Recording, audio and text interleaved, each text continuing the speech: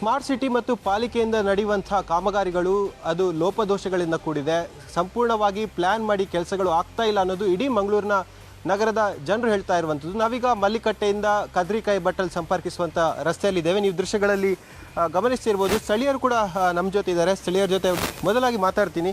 ಹೌದು, ಇದು ಕೈ ಬಟ್ಟಲು ಎಲ್ಲಿ ನೋಡಿ ಫ್ಲ್ಯಾಟ್ಸ್ ಉಂಟು, ಎಲ್ಲ ಅಪಾರ್ಟ್ಮೆಂಟ್ ಇದ್ದಾರೆ, ವೆಹಿಕಲ್ಸ್ ಇದೆ. ಏನು ಸೌಕಿಲ್ದಾದರೆ ಅವರಿಗೆ ತಗೊಂಡೋರಿಗೆ ಬರೀ ಕಷ್ಟ ಆಗ್ತದೆ. ಆಂಬುಲೆನ್ಸ್ ಇಡಬೇಕಾಗ್ತದೆ, ಹೊರಗೆ ಗ್ಯಾಸ್ ಬರಬೇಕು, ಮತ್ತು ಕಾರ್ಪೊರೇಷನ್ ವೇಸ್ಟ್ ಮ್ಯಾನೇಜ್ಮೆಂಟ್ ಲಾರಿ ಬರಬೇಕು. ಆದಷ್ಟು ಬೇಗ ಮಾಡಿದ್ರೆ ಒಳ್ಳೆಯದು. ಮಾಡ್ತಾಯಿದ್ದಾರೆ, ಆದರೆ ಸ್ವಲ್ಪ ಈ ಎಲೆಕ್ಟ್ರಿಕ್ ಕಂಬ ತೆಗೆದೇ ಇದು ಮಾಡಲಿಕ್ಕಾಗೋದು. ಇಷ್ಟು ಆಗ್ತಿತ್ತು, ಅದು 2 ಪೋಲ್ ಶಿಫ್ಟ್ ಆಗಬೇಕು ಅಷ್ಟೇ. ಸರ್, ಇವಾಗ ನೀವು ಹೇಳ್ತಾ ಇದ್ರಿ ಈ ವರ್ಕ್ ಪ್ಲ್ಯಾನ್ ಆಗಿ ಆಗ್ತಾ ಇಲ್ಲ ಅಂತ ಹೇಳಿ. ಏನು ಪ್ಲ್ಯಾನ್ ಸರಿ ಆಗ್ತಾ ಇಲ್ಲ ಅಂತ ಅಂದರೆ ನೀವು ಫಸ್ಟ್ ಆಫ್ ಆಲ್ ನೋಡ್ಬೋದು ಲೆವೆಲ್ ಇದು ನನಗೆ ಏನು ನೋಡಿ, ಈ ಫ್ಲ್ಯಾಟಿಗೆ ನೋಡಿ ಎಷ್ಟು ಡೀಪ್ ಬಂದಿದೆ. ಹಾಗೆ ನೋಡಲಿಕ್ಕೆ ಹೋದರೆ ಎಲ್ಲರಿಗೆ ಡೀಪ್ ಉಂಟು.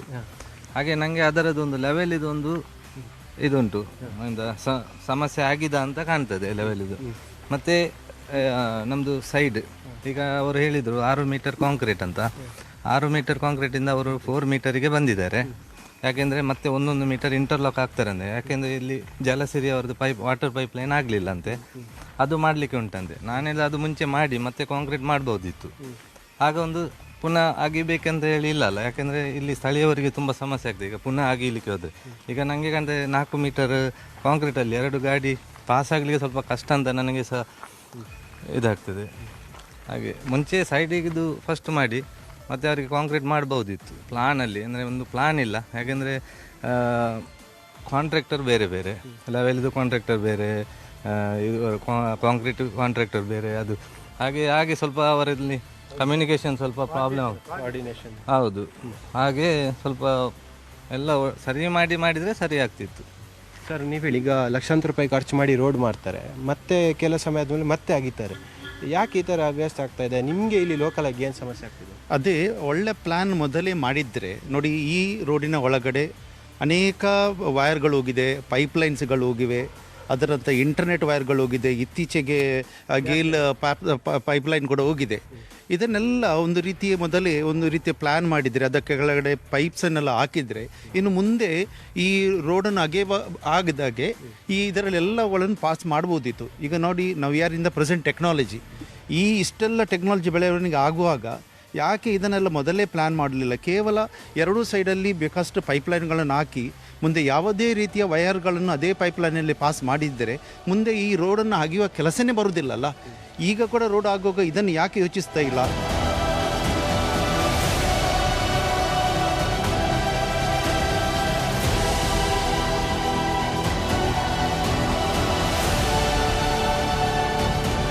ಈ ಭಾಗದಲ್ಲಿ ಏನು ಸ್ಮಾರ್ಟ್ ಸಿಟಿ ಯೋಜನೆ ಏನಾಗ್ತಾ ಇದೆ ಅದು ಕರೆಕ್ಟ್, ಒಂದು ರೀತಿಯಲ್ಲಿ ಒಳ್ಳೆ ಕೆಲಸಗಳನ್ನು ಮಾಡ್ತಾ ಇದೆ. ಅದೇ ರೀತಿ ಪ್ರೀ ಪ್ಲ್ಯಾನ್ಡ್ ಆಗಿ ಆಗ್ತಾ ಇಲ್ಲ.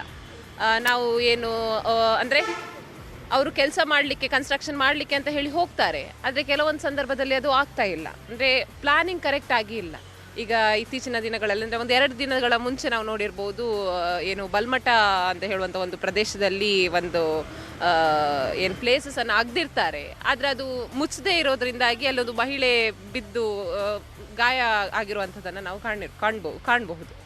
ಸೊ ಯಾವುದೇ ಒಂದು ಕೆಲಸ ಕಾರ್ಯಗಳನ್ನು ಮಾಡುವಾಗ, ಈಗ ಸ್ಮಾರ್ಟ್ ಸಿಟಿ ಅಂತ ಹೇಳುವಾಗ ಸ್ಮಾರ್ಟ್ ಆಗಿ ನಾವು ಪ್ಲಾನ್ ಮಾಡಿ ಅದನ್ನು ಇನಿಷಿಯೇಟಿವನ್ನು ತಗೊಳ್ಬೇಕಾಗ್ತದೆ.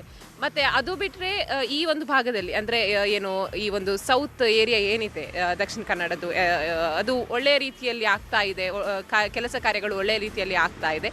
ಆದರೆ ಪ್ಲಾನಿಂಗ್ ವಿಷಯದಲ್ಲಿ ಏನೋ ಕೊರತೆ ಇದೆ ಅಂತ ಹೇಳ್ಬೋದು.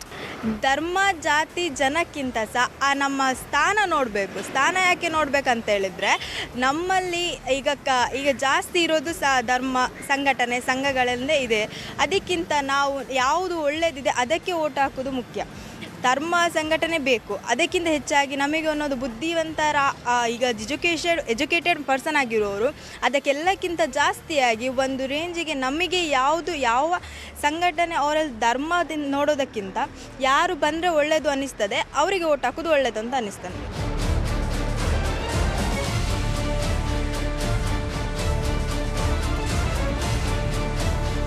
ಮಂಗಳೂರು ವಿಧಾನಸಭಾ ಕ್ಷೇತ್ರದ ಇಂಚಿಂಚು ಮಾಹಿತಿಯನ್ನು ನಿಮಗೆ ಕೊಡ್ತಾ ಹೋಗ್ತಾ ಇದ್ದೀವಿ. ಪ್ರಮುಖವಾಗಿ ನಾವೀಗ ಮಂಗಳೂರಿನ ಹೃದಯ ಭಾಗದಲ್ಲಿದ್ದೀವಿ. ಹೃದಯ ಭಾಗ ಆದಂಥ ಕ್ಲಾಕ್ ಟವರ್ನಲ್ಲಿ ರಾಜಾಜಿ ಪಾರ್ಕನ್ನು ಸ್ಮಾರ್ಟ್ ಸಿಟಿ ನಿರ್ಮಾಣ ಮಾಡಿರುವಂಥದ್ದು ಶಾಸಕ ವೇದವ್ಯಾಸ್ ಕಾಮತ್ ಅವರ ಕಾಲಾವಧಿಯಲ್ಲಿ ಆದಂಥ ಅತಿ ಶ್ರೇಷ್ಠ ಪಾರ್ಕ್ ಇದು ಅನ್ನೋದು ಕೂಡ ಜನಸಾಮಾನ್ಯರು ಹೇಳ್ತಾ ಇದ್ದಾರೆ. ಆದರೆ ಮಂಗಳೂರು ನಗರದಲ್ಲಿ ಉದ್ಯೋಗ ಅವಕಾಶಗಳು ಇಲ್ಲ ಅನ್ನೋದು ಕೆಲ ಯುವ ಜನರ ಮಾತು. ನಮ್ಮ ಜೊತೆ ಇಬ್ಬರು ಯುವಕರಿದ್ದಾರೆ, ಮಾತಾಡ್ತೀನಿ. ಇವಾಗ ಮಂಗಳೂರಿನಲ್ಲಿ ಬಹಳಷ್ಟು ಉದ್ಯೋಗ ಅವಕಾಶ ಇಲ್ಲ ಅನ್ನೋದು ಮಾತಿದೆ. ಏನು ಹೇಳ್ತಿದ್ರ ಬಗ್ಗೆ, ಏನು ನಿರೀಕ್ಷೆ ಇಟ್ಟಿದ್ದೀರಿ ಮುಂದಿನ ಸರ್ಕಾರದಲ್ಲಿ? ಮುಂದಿನ ಸರ್ಕಾರ ಅಂದರೆ ಯೂತ್ ನಮಗೆ ಏನೋ ಒಂದು ಹೆಲ್ಪ್ ಆಗಬೇಕಂದ್ರೆ ಇಲ್ಲಾಂದರೆ ಬೇರೆ ಕಡೆ ಹೋಗಿ ಬೆಂಗಳೂರು ಅಥವಾ ಬೇರೆ ಸಿಟಿಯಲ್ಲಿ ನಾವು ಇದು ಕಲಿಬೇಕಾಗುತ್ತೆ, ಜಾಬ್ ಹುಡುಕಬೇಕಾಗುತ್ತೆ. ಇಲ್ಲಿ ಮಂಗಳೂರಲ್ಲಿ ಎಷ್ಟು ದೊಡ್ಡ ಸಿಟಿ ಆದರೂ ಯಾವುದೇ ಜಾಬ್ ಅಷ್ಟೊಂದು ಇದು ಸಿಗೋದಿಲ್ಲ ನಮಗೆ ಬೇಕಾಗುವಂಥದ್ದು. ಇವಾಗ ನೀವೊಬ್ಬರು ಸ್ಟೂಡೆಂಟ್ ಆಗಿ ಮುಂದೆ ವೋಟ್ ಹಾಕೋರಾಗಿ ಏನು ಸರ್ಕಾರನ ಎಕ್ಸ್ಪೆಕ್ಟೇಷನ್ ಇಡ್ತೀರಿ ಅಂತ? ಈಗ ಮುಂದೆ ಬರುವ ಚುನಾವಣೆಯಲ್ಲಿ ಹೆಚ್ಚು ಮಂಗಳೂರಿಗೆ ಸಪೋರ್ಟ್ ಮಾಡುವಂಥ ಇದು ಸರ್ಕಾರ ಬರಬೇಕಂತ ಭಾವಿಸ್ತೇನೆ. ಯಾಕೆಂದರೆ ಇಲ್ಲಿ ಮಂಗಳೂರಿನಲ್ಲಿ ಕೆಲಸಕ್ಕಾಗಿ ಬೇರೆ ಪ್ರದೇಶಗಳಿಗೆಲ್ಲ ಹೋಗ್ತಿದ್ದಾರೆ, ಹಾಗಾಗಿ ಇಲ್ಲಿಗೆ ಹೆಚ್ಚಿನ ಇದು ಸೌಲಭ್ಯ ಸಿಗಬೇಕಂದ್ರೆ. ಮಂಗಳೂರು ದಕ್ಷಿಣ ವಿಧಾನಸಭಾ ಕ್ಷೇತ್ರದ ಇಂಚಿಂಚು ಮಾಹಿತಿಯನ್ನು ಕೊಡ್ತಾ ಇದ್ದೀವಿ. ನಾವೀಗ ಮಂಗಳೂರಿನ ಹೃದಯ ಭಾಗದಲ್ಲಿರುವಂಥ ರಾಜಾಜಿ ಪಾರ್ಕ್ನಲ್ಲಿದ್ದೇವೆ. ಪ್ರಮುಖವಾಗಿ ಮಂಗಳೂರು ನಗರದ ಯುವ ಜನತೆ ಹೇಳುವಂಥದ್ದು ಮಂಗಳೂರಲ್ಲಿ ಬಹಳಷ್ಟು ಉದ್ಯೋಗ ಅವಕಾಶಗಳು ಬೇಕು. ITBT ಕಂಪನಿಗಳು ಮಂಗಳೂರಿಗೆ ಬಂದರೆ ನಾವು ಇಲ್ಲೇ ಕಲಿತು ಇಲ್ಲೇ ವಿದ್ಯಾಭ್ಯಾಸವನ್ನು ಮುಂದುವರಿಸಿ ಅನಂತರವಾಗಿ ಇಲ್ಲೇ ಜಾಬ್ಗೆ ಹೋಗ್ಬೋದು ಎಂಬ ಅಭಿಪ್ರಾಯವನ್ನು ಕೂಡ ವ್ಯಕ್ತಪಡಿಸಿದ್ದಾರೆ. ನಮ್ಮ ಜೊತೆ ಕೆಲ ಯುವಕರಿದ್ದಾರೆ, ಅವ್ರ ಜೊತೆ ಮಾತಾಡ್ತೀನಿ. ಈಗ ಯುವ ಮತದಾರರಿದ್ದೀರಿ, ಮುಂದೆ ಬರುವಂಥ ಸರ್ಕಾರ ಯಾವ ರೀತಿಯಾಗಿ ಇರಬೇಕು ಅಂತ ಅನಿಸುತ್ತೆ? ಅದೇ ಸರ್, ಅಂದರೆ ಮುಂದೆ ಬರುವ ಸರ್ಕಾರ ಹೇಗಿರಬೇಕಂದ್ರೆ ಮುಖ್ಯವಾಗಿ ಯುವಕರು ಈಗ ಮುಂದೆ ಇಂದಿನ ಮಕ್ಕಳೇ ಮುಂದಿನ ಪ್ರಜೆಗಳಂತ ಹೇಳುವಾಗೆ ಯುವಕರಿಗೆ ಈಗ ಕೆಲಸದಲ್ಲಿ ತುಂಬ ಕಷ್ಟ ಆಗ್ತುಂಟು. ಹುಡುಕ್ತಿದ್ದಾರೆ ಸಿಗ್ತಿಲ್ಲ, ಇಂದೆಲ್ಲ ಇಂಟರ್ವ್ಯೂ ಹೋಗ್ತಿದ್ದಾರೆ, ಫೇಲ್ ಆಗ್ತಿದ್ದಾರೆ. ಇಲ್ಲೇ ಕೆಲಸ ಸಿಗಬೇಕು, ಮುಖ್ಯವಾಗಿ ಎಲ್ಲ ಯುವಕರಿಗೆ ಇಲ್ಲೇ ಕೆಲಸ ಸಿಗಬೇಕು, ಇಲ್ಲೇ ಅವರಿಗೆ ಕೆಲಸ ಆಗಬೇಕು. ಎಲ್ಲಿ ಯಾರೆಲ್ಲ ಅವಕಾಶ ವಂಚಿತರಿದ್ದಾರೆ ಅಂಥವರನ್ನು ಮುಂದೆ ತರಬೇಕು, ಅಂಥ ಸರ್ಕಾರ ಬರಬೇಕು ಸರ್. ವಿದೌಟ್ ಕರಪ್ಷನ್ ಇರಬೇಕು, ಅಂದರೆ ಎಲ್ಲರಿಗೂ ಈಕ್ವಲ್ ಆಗಿ ಆಪರ್ಚುನಿಟಿ ಇಡಬೇಕು. ಯಾವುದೇ ST SC OBC ಅಂತ ಆಪರ್ಚುನಿಟಿ ಕೊಡಬಾರ್ದು. ಅಂದರೆ ಎಲ್ಲರೂ ಎಜುಕೇಷನ್ ಈಕ್ವಲ್ ಪಡಿತಾರಲ್ಲ, ಹಾಗಾಗಿ ಎಲ್ಲರಿಗೂ ಈಕ್ವಲ್ ಆಗಿ ಕೊಡಬೇಕು ಆಪರ್ಚುನಿಟಿ. ಹಾಗೆ ಇವಾಗ ತುಂಬ ಮಂದಿ ಹೇಳೋದು ಮಂಗಳೂರಲ್ಲಿ ಉದ್ಯೋಗ ಅವಕಾಶಗಳು ಕಡಿಮೆ ಇದೆ ಅಂತೇಳಿ, ಹೌದಾ? ಹೇಗೆ ಅನಿಸುತ್ತೆ? ಹೊಸ ಎಜುಕೇಷನನ್ನು ಸಿಟಿಯಲ್ಲೇ ಇಂಟ್ರೊಡ್ಯೂಸ್ ಮಾಡೋ ಬದಲು ಇಂಥ ಚಿಕ್ಕ ಚಿಕ್ಕ ಸಿಟಿಯಲ್ಲೂ ಇಂಟ್ರೊಡ್ಯೂಸ್ ಮಾಡ್ಬೋದು, ಆಗ ಇಲ್ಲಿ ಕೂಡ ಡೆವಲಪ್ ಆಗ್ತದಲ್ಲ. ಹಾಗೆ ಸರ್, ಇವಾಗ ಮಂಗಳೂರು ಸಿಟಿ ಬಹಳಷ್ಟು ಡೆವಲಪ್ ಆಗ್ತಾ ಇದೆ, ಏನು ಹೇಳ್ತೀರಿ? ಯಾವ ರೀತಿಯಾಗಿ ಮುಂದೆ ಎಕ್ಸ್ಪೆಕ್ಟೇಷನ್ ಇದೆ ಅಂತೇಳಿ? ಈಗ ನಾನು ಇಲ್ಲಿ ಬಂದು 20 ವರ್ಷ ಆಯಿತು. ನಾನು ಆ್ಯಕ್ಚುಲಿ ಕಾಸರಗೋಡ್ನವ. ನಾನಿಲ್ಲಿ ಬರುವಾಗ ಅಷ್ಟೇನು ಇಲ್ಲಿ ಇಂಪ್ರೂವ್ ಇರಲಿಲ್ಲ 20 ವರ್ಷ ಮೊದಲು. ಈಗ ಆ ಮಟ್ಟ ನೋಡಿದರೆ ತುಂಬ ಡೆವಲಪ್ ಆಗಿದೆ. ಆದರೂ ಕೂಡ ಕೆಲವು ಫುಟ್ಪಾತ್ಗಳೆಲ್ಲ ಬಾಕಿ ಇದೆ ಅಂತ ಕಾಣ್ತದೆ ನನ್ನ ವಯಸ್ಸಿಗೆ. ನಾನು ಡೈಲಿ ಬಸ್ಸಿಗೆ ಓಡಾಡ್ತಾ ಇರ್ತೇನೆ, ನಾನು ರೈಲ್ವೆ ಸ್ಟಾಪ್ ಓಡಾಡ್ತಾ ಇರ್ತೇನೆ. ಅದಕ್ಕನ್ನು ಇನ್ನೂ ಸ್ವಲ್ಪ ಆಗಬೇಕು ಅಂತ ನಮ್ಮ ಒಂದು ಇದು. ಮತ್ತು ಇಲ್ಲಿನ BJP ಸರ್ಕಾರ ಒಳ್ಳೇದು ಮಾಡ್ತದೆ ಅಂತ ಕಾಣ್ತದೆ ಈಗ ನೋಡುವಾಗ.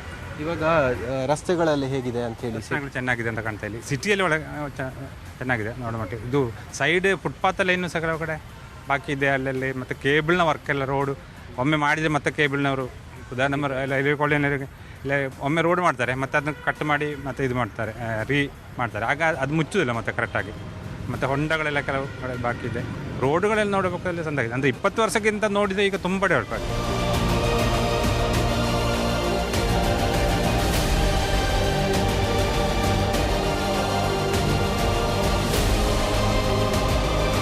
ಮಂಗಳೂರಿನ ರಾಜಕೀಯ ಇತಿಹಾಸವನ್ನು ಗಮನಿಸ್ತಾ ಹೋದರೆ ಈ ಕ್ಷೇತ್ರದಲ್ಲಿ 2ಕ್ಕಿಂತ ಹೆಚ್ಚು ಬಾರಿ ಯಾರಿಗೂ ಕೂಡ ಅಧಿಕಾರವನ್ನು ಮಂಗಳೂರಿನ ಜನ ಕೊಟ್ಟಿಲ್ಲ. ಅಷ್ಟರ ಮಟ್ಟಿಗೆ ಅಧಿಕಾರ ಏರಿಳಿತವನ್ನು ಕಂಡಿರುವಂಥದ್ದು. ಹಾಗಾಗಿ 2023ನೇ ಚುನಾವಣೆಯಲ್ಲಿ ಜನ ಯಾರಿಗೆ ಮಣೆ ಹಾಕ್ತಾರೆ ಎಂಬುದನ್ನು ಕಾದು ನೋಡಬೇಕಾಗಿದೆ. ಯಾಕೆಂದರೆ ಮಂಗಳೂರಲ್ಲಿ ಬಹಳಷ್ಟು ಸವಾಲುಗಳು ಇರುವಂಥದ್ದು. ಮಂಗಳೂರು ಬೆಳೆಯುತ್ತಿರುವಂಥ ಅತಿ ವೇಗವಾಗಿ ಬೆಳೆಯುತ್ತಿರುವಂಥ ನಗರ ಮತ್ತು ಸಾಕಷ್ಟು ಉದ್ಯೋಗ ಅವಕಾಶಗಳನ್ನು ಮಂಗಳೂರಲ್ಲಿ ಕಲ್ಪಿಸಿಕೊಡೋಕ್ಕಾಗತ್ತೆ. ಹಾಗಾಗಿ ಇಲ್ಲಿನ ಶಾಸಕರು ಮತ್ತು ಸರ್ಕಾರ ಈ ಬಗ್ಗೆ ಗಂಭೀರವಾಗಿ ಚಿಂತನೆ ಮಾಡಬೇಕು ಎಂಬ ಆಗ್ರಹವನ್ನು ಕೂಡ ಇಲ್ಲಿನ ನಾಗರಿಕರು ಮಾಡ್ತಾ ಇದ್ದಾರೆ. ಒಟ್ಟಿನಲ್ಲಿ 2023ನೇ ಮಂಗಳೂರು ದಕ್ಷಿಣ ಕ್ಷೇತ್ರದ ಕದನ ಏನಿದೆ ಅದು ಬಹಳಷ್ಟು ಕುತೂಹಲವನ್ನು ಕೇಳಿಸಿರುವಂಥದ್ದು. ಈ ಬಾರಿ ಜನ ಯಾರಿಗೆ ಮಣೆ ಹಾಕ್ತಾರೆ, ಯಾರಿಗೆ ಮತ್ತೆ ಮತ ಹಾಕಿ ತಮ್ಮ ಅಭ್ಯರ್ಥಿಯನ್ನ ವಿಧಾನಸಭೆ ಕಳಿಸ್ತಾರೆ ಎಂಬುದನ್ನು ಕಾದು ನೋಡಬೇಕಾಗಿದೆ. ಇದು ನ್ಯೂಸ್ 18ನ ಇವತ್ತಿನ ಜನ ಮನ ಮತ ಕಾರ್ಯಕ್ರಮ. ಮುಂದಿನ ಬಾರಿ ಮತ್ತೊಂದು ವಿಧಾನಸಭಾ ಕ್ಷೇತ್ರದೊಂದಿಗೆ ನಿಮ್ಮ ಮುಂದೆ ಬರ್ತೀನಿ. ಅಲ್ಲಿ ತನಕ ನ್ಯೂಸ್ 18 ಕನ್ನಡ ನೋಡ್ತಾ ಇರಿ. ಜಾಲ ನಮ್ಮದು, ಬಲ ನಿಮ್ಮದು.